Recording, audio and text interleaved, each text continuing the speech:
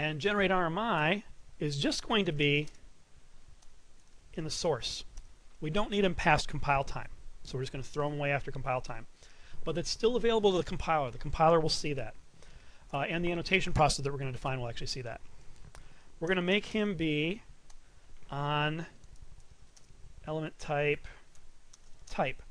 Now this should only apply to an interface. And one thing we're going to do is inside of our processor for this, we're going to double check that he's applied onto an interface and not a class. If it's applied to a class, we're actually going to set an error message up. Now what they've done with their annotation processing API is they've abstracted it so that you can use it in any environment you want. You can use it in a in a command line compile. You can use it inside of Clips. You can use it inside IntelliJ. You can use it inside NetBeans. Whatever you want to do, it'll work in any of those guys. So they have a nice generic way of reporting errors. You can say, here's an error, and then Clips will report it its own way.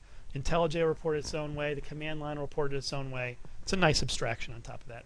They also have a nice way of specifying how you create code. They have an object called a filer, where you can ask the filer to create source for you or create a .class file for you. And then you just write to it like you would write to anything else. Behind the scenes, Eclipse may put it in a folder here. Something else may keep something in memory. Depending on how the compiler is working, it could do things very, very differently. But your processor for that annotation doesn't have to change. It'll work the same in each location. So we're going to start off with, here's our generate RMI interface on this guy. Now let's create a little service interface. And our service interface is going to have at generate RMI on him.